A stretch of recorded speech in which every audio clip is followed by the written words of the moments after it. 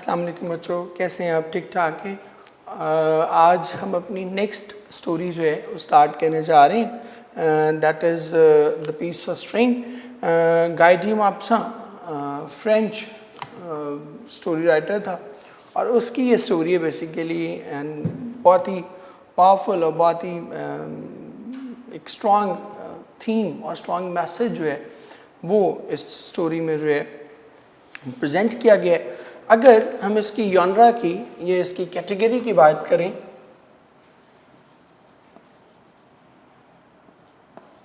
Genre की अगर हम इसकी बात करें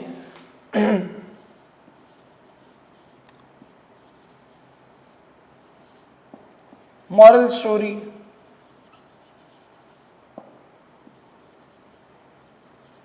ये एक सोशल स्टोरी जो है ये है। और इसमें जो चीज़ हाईलाइट की गई है, जो सोशल इवल, सोशल स्टोरीज़ वो होती हैं, ये मॉरल स्टोरीज़ वो होती हैं जिसमें आपकी सोसाइटी का कोई डार्क एस्पेक्ट, कोई डार्क पहलू उसको जो है वो एक्सपोज किया गया होता है।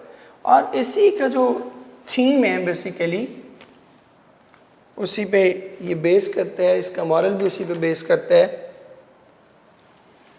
और इसका थीम क्या है जी?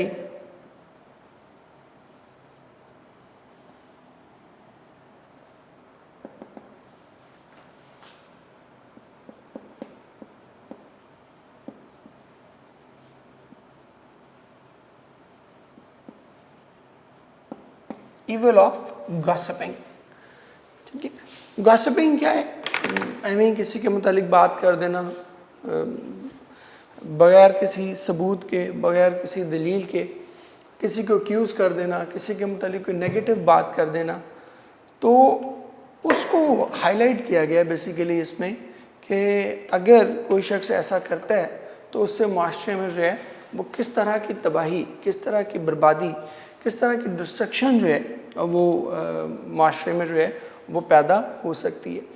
और आई ऑलवेज़ बिलीव, और मैं हमेशा बच्चों से कहता होता हूँ कि ये स्टोरी जो है वो हमारे माशरे में बहुत ही ज़्यादा पढ़ी जानी चाहिए और पढ़ाई जानी चाहिए। बिकॉज़ हमारे माशरे का एक ट्रेंड है कि हम लोगों के मुतालिक जो है वो बग़ैर किसी तहकीक के, बग़ैर किसी सबूत के, बग़ैर किसी कोई कंक्रीट एविडेंस के हम क्या करते हैं, लोगों के बारे में जो है वो गुफ्तगू बड़ी गैर मोहतात, बड़ी जो है ना वो कह लें कि लूज टॉक हम जो है वो लोगों के मुतालिक जो है वो करते रहते हैं। And we do not bother कि उस हमारी जो गुफ्तगू है उसका लोगों पर जो है वो लोगों की शोहरत पर, लोगों के कैरेक्टर पर, लोगों की इवन मेंटल हेल्थ पर जो है वो किस तरह का जो है वो एक बुरा असर जो है वो पड़ता है, और किस तरह ये सब चीज़ें जो हैं मेंटली उनको डैमेज कर सकती हैं, उनको डिस्ट्रॉय कर सकती हैं। बट हमारे लिए जो है वो चंद लम्हे की एक हंसी होती है चंद लम्हे का एक शुगल होता है, चंद लम्हे की एक गॉसिप होती है जिसको हम जो है just for the sake of entertainment उसको फैलाते रहते हैं। मैं अक्सर इस कहानी को शुरू करने से पहले कहा करता हूँ कि हम वो कौम है जिसमें हर बंदा जो है वो कह रहा होता है कि तैनू नहीं पता विचली गल है वे, ठीक है, असल बात ये है। तो उसको वो असल बात, विचली गल, पता नहीं कैसे उसको पता चलती है, उसका कोई सोर्स, कोई अथेंटिक एविडेंस जो है वो नहीं होता, लेकिन हम उस विचली गल को जो है, उस अंदर की बात को जो है वो क्या करते हैं, हम बग़ैर किसी तहकीक के जो है वो फैलाना शुरू कर देते हैं। सो हमारे जैसे माशरों के लिए बहुत ज़रूरी है इस कहानी को पढ़ना, समझना और इसको इम्प्लीमेंट करना अपनी लाइफ में। सो वापस आते हैं जिस स्टोरी की तरफ हम, अगर हम इसके मेन कैरेक्टर्स की बात करें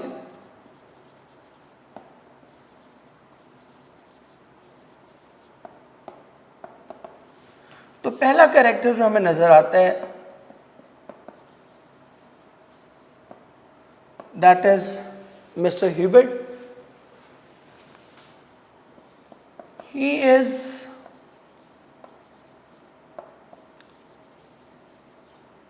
hero of the story, lead role जो है वो इसी का है, हीरो है स्टोरी का, मेन कैरेक्टर है। कैसे है जी?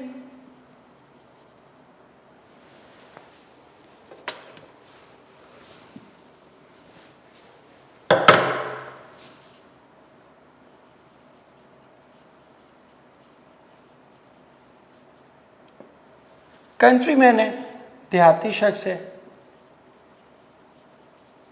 बाय प्रोफेशन पेजेंट है, फार्मर है, और कंट्रीमैन होने की वजह से जो है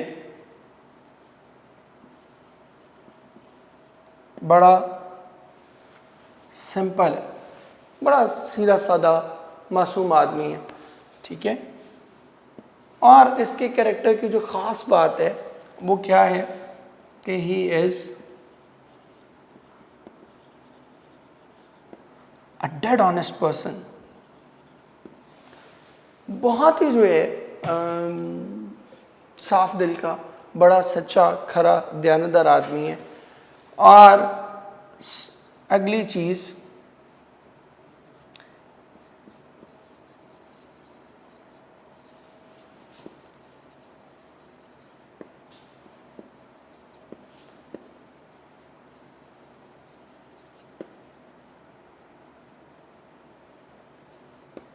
अपनी जो इज़्ज़त है, अपनी जो एक उसकी वक़ार है माशरे में, उसके बारे में बड़ा टची है, बड़ा उसको ख्याल रखता है उसका, और उसको लगता है कि मेरी इज़्ज़त पर, मेरी किरदार पर, मेरे कैरेक्टर पर जो है वो कोई किसी भी तरह की उंगली नहीं उठनी चाहिए। लेकिन वो जिस चीज़ से डरता है, जिस चीज़ से वो बचना चाहता है, अल्टीमेटली वही होता है।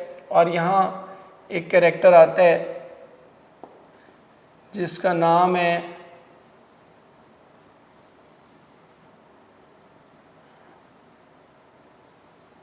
मिस्टर मनाना। मिस्टर मनाना जो है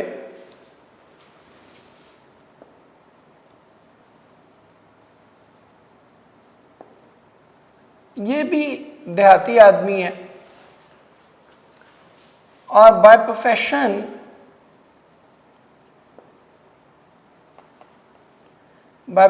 क्या है, ये हार्नेस मैन है।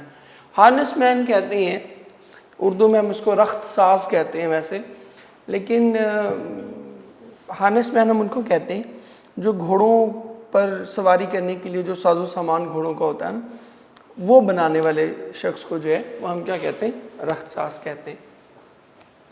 और इस शख्स को एक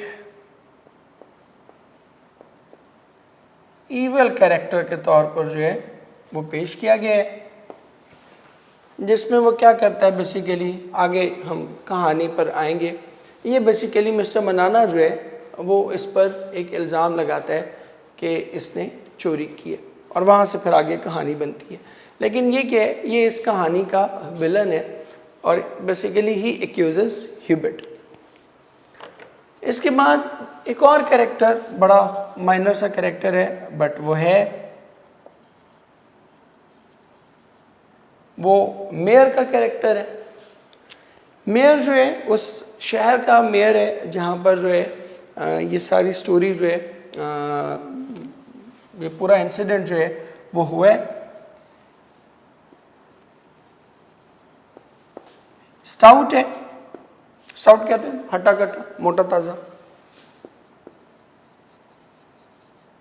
सीरियस है,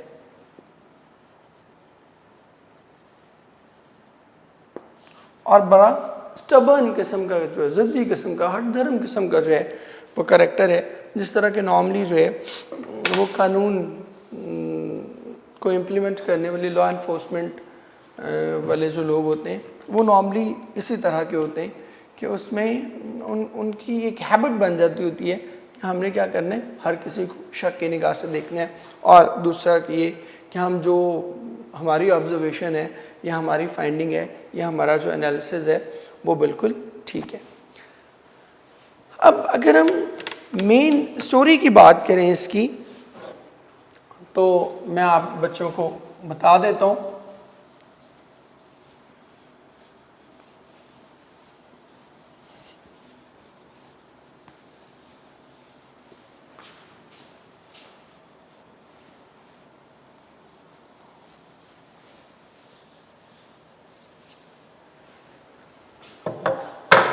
मेन अगर हम स्टोरी की बात करें, स्टोरी के प्लॉट की बात करें तो होता क्या है,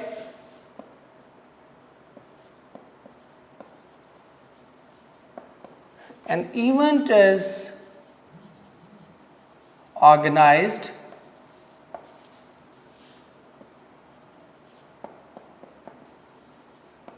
at a big hall, शहर में, टाउन में, उन कस्बे में जो है वो एक बड़ा सा इवेंट जो है मार्केट डे के एंड पर होता है और attended by a large number of people.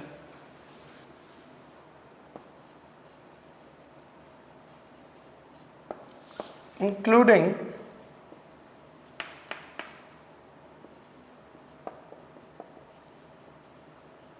Mr. Hubert and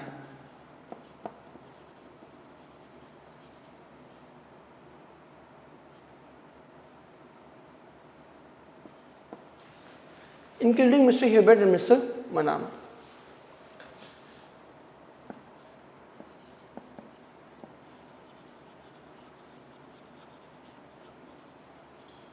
An announcement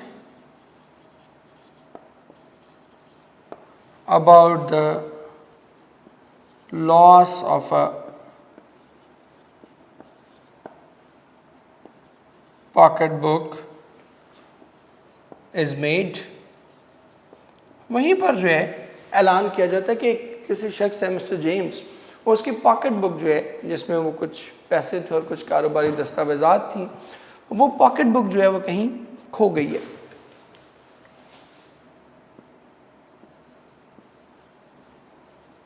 मनाना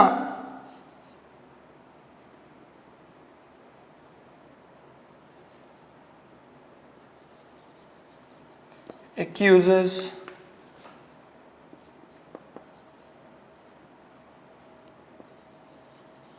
Hubert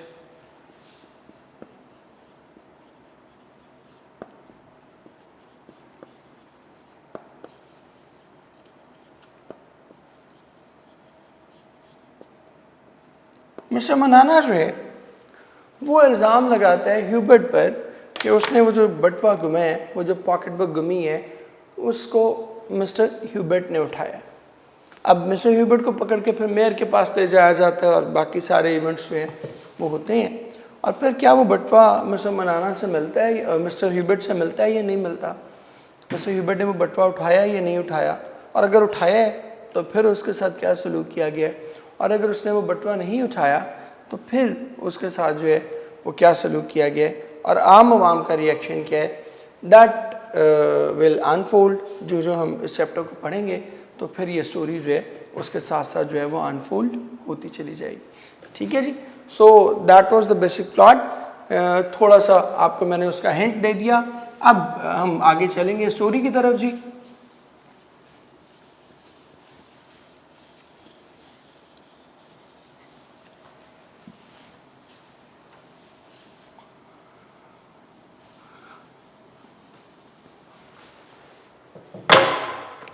और जैसा कि आप बच्चों को आइडिया है, यहाँ हम क्या लिखते हैं, मानी लिखते हैं, देन हम यहाँ सिनोनिम्स लिखते हैं और एंड वाले में हम अपना जो ग्रामर का काम है साथ साथ वो करते हैं। At the end of the market day, कहते कि कारोबारी दिन के अख्ताम पर, the rich people with vehicles of all kinds, vehicles कहते हैं गाड़ियाँ, ऑल काइंड्स काइंड्स टाइप्स अकसाम। At the end of the market day, market कारोबारी दिन के अख्ताम पर, मार्केट डे कारोबारी दिन, कारोबारी दिन के अख्ताम पर, the rich people with vehicles of all kinds, देखिए अमीर लोग हर किस्म की गाड़ियों के साथ कार्ट्स कहते हैं जी छकड़े, गिग्स कहते हैं तांगे या बग्गियाँ, वैगन्स को वैगन से कहेंगे, और डंप कार्ट्स को आप कहते हैं, डंप कार्ट्स को कहते हैं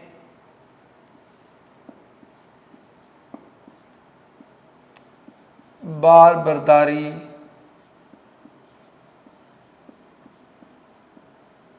वाली गाड़ियाँ।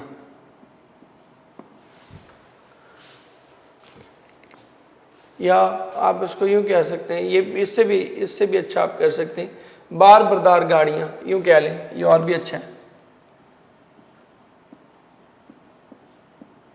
ठीक है, बार बरदार गाड़ियाँ। Eight the end of the market day, कारोबारी दिन के अख्ताम पर, the rich people with vehicle of all kinds, carts, gigs, wagon and dump carts, कहते हैं कि अमीर लोग हर किस्म की गाड़ियों, छकड़ों, तांगों, वैगनों और बार बरदार गाड़ियों के साथ gathered at a big hall, एक big hall, great big hall, great कहते हैं अजीम, बिग, अब यहाँ पर बिग का मतलब यहाँ पर बड़ा नहीं आएगा, यहाँ पर बिग का क्या मतलब आएगा, वसी। कहते हैं कि उस अजीम शान और वसी हॉल में जमा हुए फॉर अ ग्रेट मील, एक पुरतकल्लुफ़ दावत के लिए। ठीक है, अब ग्रेट का मतलब यहाँ पर अजीम नहीं आएगा, यहाँ पर ग्रेट का मतलब क्या आएगा, यहाँ पर ग्रेट का मतलब आएगा शानदार, पुरतकल्लुफ़। ठीक है, मैं दोनों वर्ड्स आपके लिए पुरतकल्लुफ़ ख़ास तौर पर लिख देता हूँ आप बच्चों के लिए।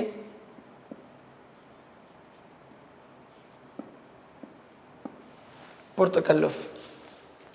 कहते कि कारोबारी दिन के अख्ताम पर अमीर लोग हर किस्म की गाड़ियों, छकड़ों, तांगों, वैगनों और बार बरदार गाड़ियों के साथ उस अजीमुशान और वसी हॉल में एक पुरतकल्लुफ़ दावत के लिए जमा हुए। ठीक है, अब इसमें साथ ही ग्रामर का एक काम कर लें।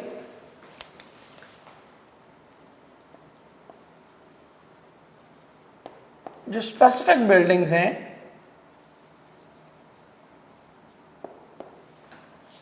इनके साथ एट यूज होता है। हम नॉर्मली क्या करते हैं, जो हम गलती करते हैं वो हम यूज़ कर देते हैं इन इज़ कम्प्लीटली रॉन्ग। आप 10th में पढ़े हुए एसेस, उसमें आप क्या कहते हैं, my last day at college, in college नहीं कहते। ठीक है, क्योंकि कॉलेज क्या है, एक स्पेसिफिक बिल्डिंग है। ठीक है, my first day at school, my last day at school. ठीक है जी, तो स्पेसिफिक बिल्डिंग जहाँ भी आएगी वहाँ पर आप क्या यूज़ करेंगे, इन यूज़ नहीं करेंगे, एट यूज़ करेंगे। अब यहाँ भी उन्होंने क्या लिखा हुआ है, at a great big hall, in a great big, हालांकि हम नॉर्मली क्या करेंगे, हमसे अगर कोई कहा जाएगा इसको लिखने का तो हम क्या करते हैं, at a big hall, oh sorry in a big hall. ठीक है, हम समझते हैं कि हॉल के अंदर जमा है तो हमने क्या करना है, इन अ बिग हॉल। नहीं, स्पेसिफिक बिल्डिंग जहाँ भी आएगी तो हमने बच्चों क्या करना है, हमने उसको एट लिखना है, इन नहीं लिखना। There were chickens, pigeons and legs of mutton in the roast.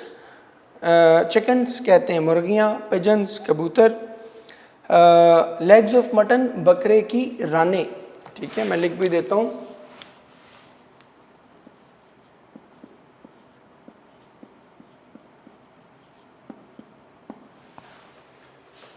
There were chickens, pigeons and legs of mutton in the roast. कहते हैं कि भुने हुए गोश्त में मुर्गी, कबूतर और बकरे की रानें शामिल थीं।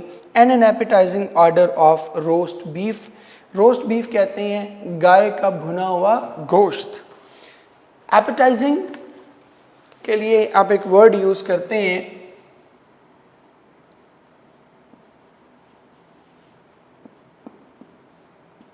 इश्तिहा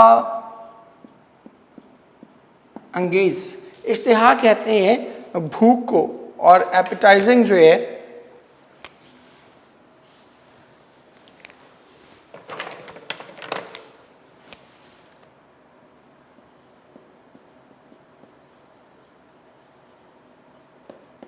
एपेटाइजिंग का मतलब होता है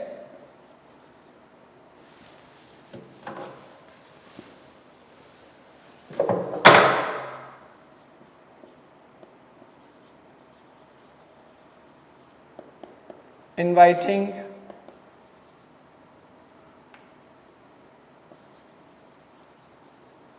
एल्यूरिंग, एपेटाइज से निकला ना, सॉरी एपेटाइट से निकला, ठीक है।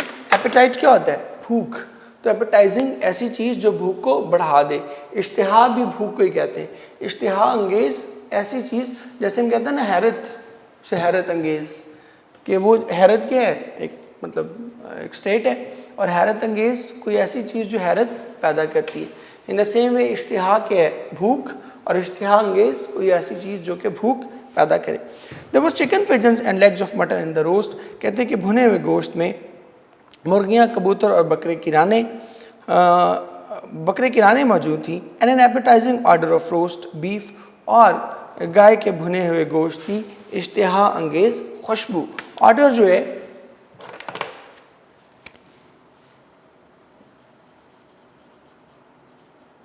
याद रखें, इसको आपने स्मेल कभी नहीं करना। स्मेल नेगेटिव कॉनोटेशन है, बदबू को कहते हैं नॉर्मली स्मेल, ठीक है। इसका आप क्या करेंगे? एरोमा,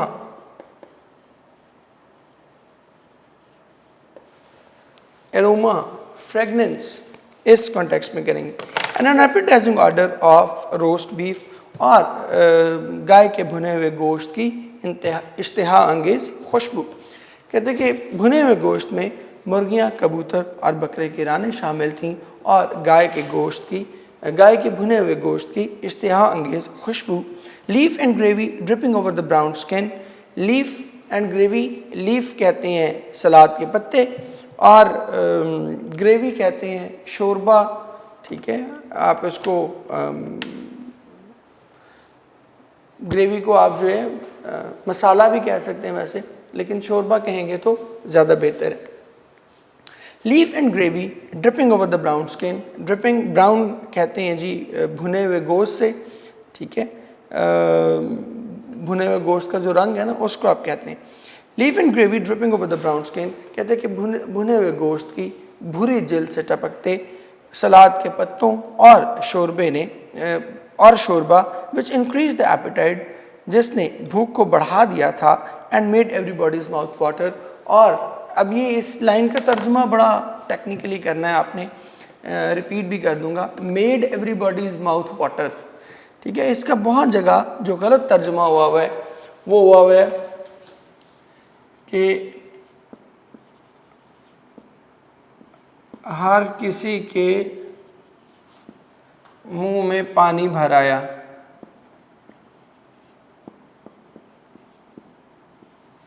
ये तर्जमा जो है ये मेरे बच्चे इनकरेक्ट है, ठीक है। Made every bodies mouth water, के वो किसी हर शख्स के मुंह में पानी भर आने का बायस बने, या उनकी वजह से हर किसी के मुंह में जो है वो क्या आया? पानी भर आया, ठीक है। तो इस लाइन को दोबारा से लिख रहा हूँ आप सब बच्चों के लिए। ये बड़ी टेक्निकल सी लाइन है और इसमें हमने मार्क्स लूज नहीं करने।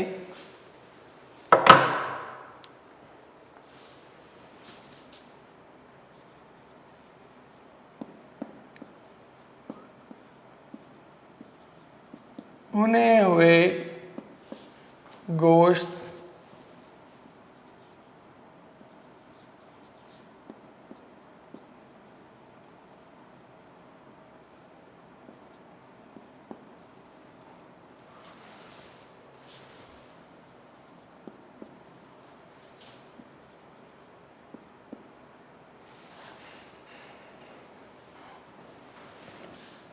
ये टपकते हुए,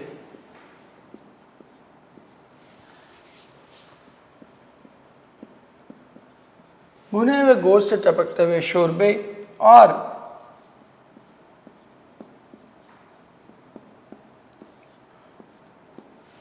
सलाद के पत्तों ने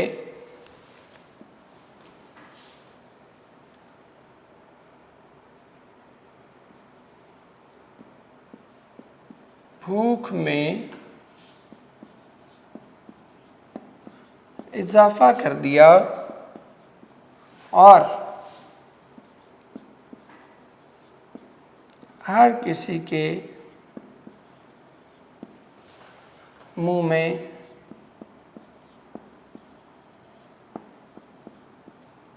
पानी भर आने का बायस बने। ठीक है, मेड एवरीबॉडीज माउथ वाटर, कि वो they are causing something to happen. ठीक है, तो इसलिए जो है वो हम क्या करेंगे, मेड एवरीबॉडीज माउथ वाटर का तर्जुमा क्या होगा, हर किसी के मुंह में पानी भर आने का बायस बने। ठीक है जी। भुने हुए गोश्त से टपकते हुए शोरबे और सलाद के पत्तों ने भूख में इजाफा कर दिया और हर किसी के मुंह में पानी भर आने का बायस बने। Everybody told his affairs, affairs कहते हैं जी मामलात, कारोबारी मामलात तो हम कहते हैं। ठीक है, एवरीवन टोल्ड हिज अफेयर्स, कहते हैं कि हर किसी ने अपने कारोबारी मामलात के मतलब गुफ्तगू की। His purchases and sales, purchases and sales के लिए आप एक टिपिकल वर्ड यूज़ करते हैं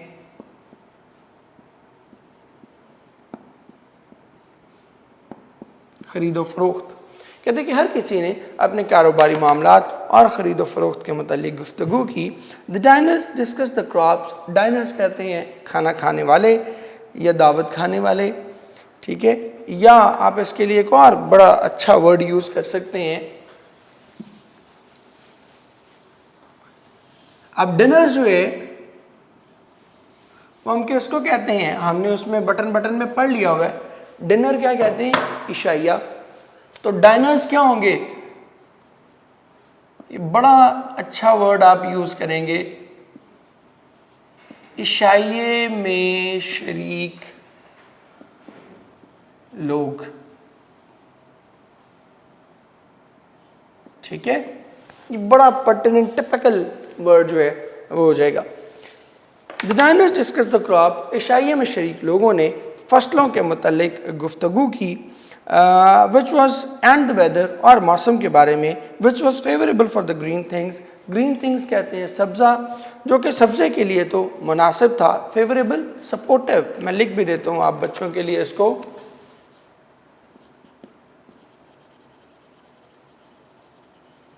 favourable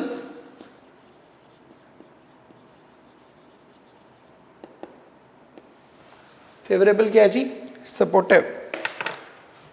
the diners discuss the crops, कहते हैं कि इशाइये में शरीक लोगों ने फसलों और मौसम के बारे में गुफ्तगू की, जो कि सब्ज़े के लिए तो बहुत हौसला अफजा था, बहुत मुनासिब था, but not for the wheat, मगर गंदम के लिए नहीं। Suddenly at the sound of the drum beat in the court, drum beat, इसके लिए भी एक पर्टिकुलर वर्ड आप यूज़ करते हैं, नकारे की आवाज़। ठीक है जी। कोर्ट कहते हैं इहाता या दरबार भी आप इसको कह सकते हैं, इहाता कहेंगे तो ऐसे लिखेंगे। Journalists discuss the crops and the weather which was favorable for the green things but not for the wheat। इशाइये में शरीक लोगों ने फसलों और मौसम के बारे में गुफ्तगू की, जो सब्ज़े के लिए तो मुफीद था मगर गंदम के लिए नहीं। Suddenly at the sound of the drum beat, कहते कि अचानक, drum beat in the court, अचानक इहाते में नकारे की आवाज़ सुनकर, everybody rose from the seats, कहते हर कोई अपनी नशिस्तों से उठ खड़ा हुआ, एक्सेप्ट अ फ्यू वंस, सिवाय उन चंद लोगों के, who still had the food in their hands, जिनके हाथों में अभी भी खाना बाकी था। अब ये नकारा क्या होता है, आपने अफ्रीकन म्यूज़िक है उसमें आपने ये अक्सर देखा है कि वो बड़ा सा ड्रम जो है वो ज़मीन पर रखा होता है और 4-5 लोग जो है वो उसे मिल के बजा रहे होते हैं।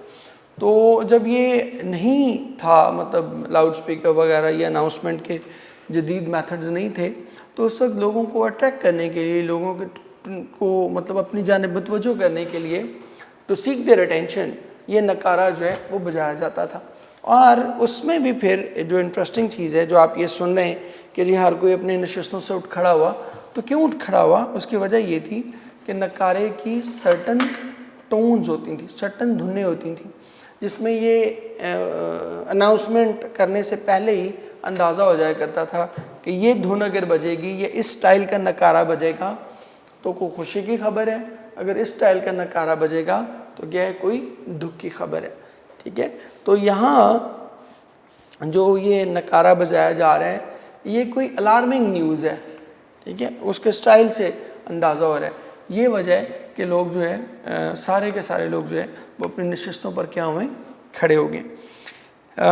Suddenly, at the sound of the drum beat in the court, everybody rose from the seats. कहते कि अचानक इहाते में नकारे की आवाज़ सुनकर हर कोई अपनी नशिस्त से उठ खड़ा हुआ, except for those who still had, except a few ones, सिवाय उन चंद लोगों के who still had the food in their hands, जिनके हाथों में अभी खाना बाकी था. After the drum beat had ceased कहते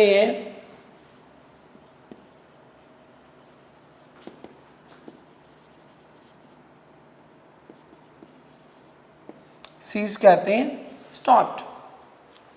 After the drum beat had ceased, कहते हैं कि नकारे की आवाज़ थम चुकने के बाद, the drum beater called out to the public. Called out, मुखातिब करना, ये idiom है.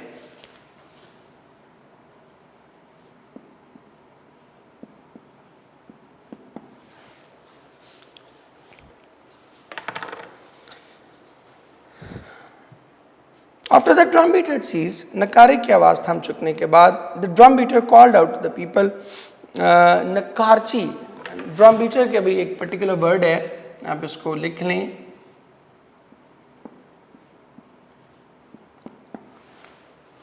नकारची लोगों की जानिब मुतवज्जो, नकारची ने लोगों को मुखातिब किया, who were now attentive and impatiently waiting for him to call out the public announcement. Public announcement होता है जी, इसके लिए एक पर्टिकुलर वर्ड यूज़ किया जाता है, मुनादी. ठीक है, बड़ा वो मशहूर शेर आपने सुना हुआ है, गाफिल तुझे घड़ियाल ये देता है मुनादी, गर्दू ने घड़ी उम्र की को और घटा दी. कि ये जो घड़ियाल है, जो घड़ी है, इसकी जो टिक टिक है, ये हर लम्हे तुम्हें अनाउंस कर रही है, मुनादी कर रही है कि तुम्हारा जो वक्त है उसमें क्या हुआ है, और एक मज़ीद लम्हे का जो है वो कमी आ गई है. So after the drum beat had ceased, कहते हैं कि नकारे की आवाज़ थम चुकने के बाद, the drum beater called out to the people. नकारची ने लोगों को मुखातिब किया, who were now attentive, जो क्या मुतवज्जो थे, and impatiently waiting for him to call out the public announcement. impatiently बेसब्री से, और बेसब्री से इंतज़ार कर रहे थे, या बेसब्री से मुनादी का इंतज़ार कर रहे थे. It is hereby made known to the inhabitants of this place. Made known कहते हैं इत्तला देना. Made known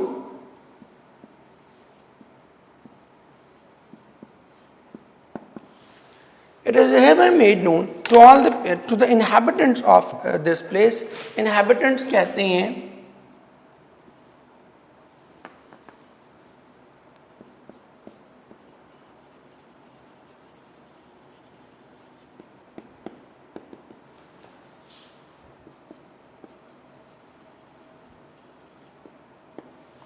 इनहेबिटेंट्स कहते हैं रेजिडेंट्स को. इसके लिए एक और वर्ड आप पहले पढ़ चुके हो, नेटिव्स. याद है बटन में वो कहती है कि if it is some old Chinese pigeon 10,000 miles away और some diseased native in the Congo, तो वहाँ पे नेटिव का मतलब क्या था, लोकल, शहरी. It is made known to the inhabitants of this place and in general to all persons in the market. कहते हैं कि यहाँ के रिहायशियों और अमूमी तौर पर, इन जनरल अमूमी तौर पर, और अमूमी तौर पर मंडी में मौजूद, मार्केट मंडी, और मंडी में और अमूमी तौर पर मंडी में मौजूद तमाम तर लोगों को इत्तला दी जाती है या मुत्तला किया जाता है that a black leather pocket book, कि एक स्याह रंग का चमड़े का बटवा कंटेनिंग 500 शिलिंग्स. शिलिंग को शिलिंग ही कहेंगे, मैं लिख भी देता हूँ आप बच्चों के लिए.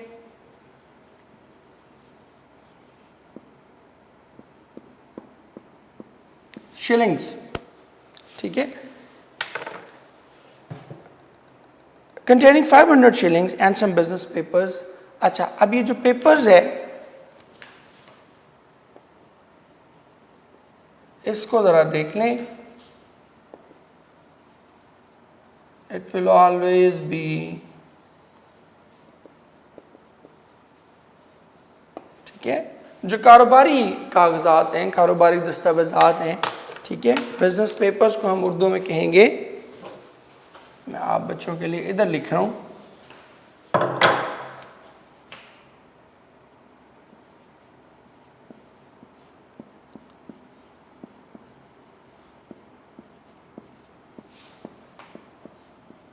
कारोबारी दस्तावेज़ात।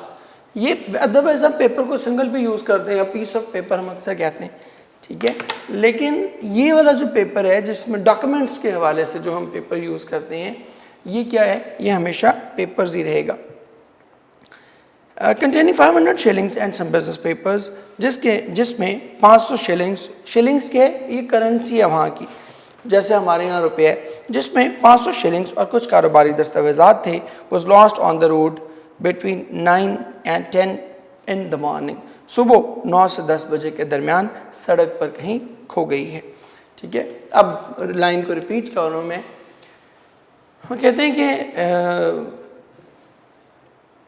इस इलाके के रिहायशियों और अमूमी तौर पर मंडी में मौजूद तमाम लोगों को मुत्तला किया जाता है कि एक स्याह रंग का चमड़े का बटवा जिसमें 500 शिलिंग और कुछ कारोबारी दस्तावेज़ात मौजूद थीं, सुबह 9 से 10 बजे के दरमियान सड़क पर कहीं खो गया है।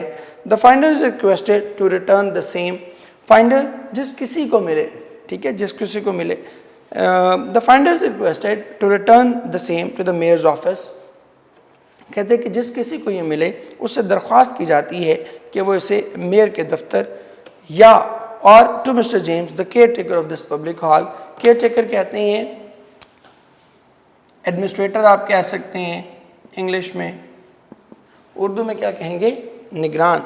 पब्लिक हॉल का मतलब यहाँ पर अवामी हॉल नहीं है, पब्लिक हॉल का मतलब है सरकारी हॉल, ठीक है। कहते हैं जिस किसी को मिले वो इसे मेयर के दफ्तर या फिर मिस्टर जेम्स को लौटा दे जो कि इस सरकारी हॉल का निगरान है। There will be a reward of 20 shillings, उसे 20 शिलिंग्स इनाम में दिए जाएंगे, ठीक है जी। सो यहाँ पर आकर जो है हमारा आज का लेक्चर जो है हम उसको ख़त्म कर रहे हैं, उसको वाइंड अप कर रहे हैं, और स्टोरी बहुत हद तक हमारे सामने अब ओपन अप हो चुकी है। जो मैंने आपको बताया था कि पहला इनिशियल इवेंट जो था, इनिशियल इंसिडेंट जो था वो क्या था कि a pocket book is lost, तो वो जो लॉस्ट पॉकेट बुक का इंसिडेंट है दैट हैज़ बीन अनाउंस्ड। अब यहाँ से स्टोरी जो है वो ट्विस्ट लेगी, टर्न लेगी, और वो जैसे जैसे ट्विस्ट एंड टर्न्स लेगी इंशाल्लाह हम उसके साथ साथ चलेंगे, उसके साथ साथ फ्लो करेंगे। थैंक यू वेरी मच बच्चों, शाबाश, जीते रहें, खुश रहें।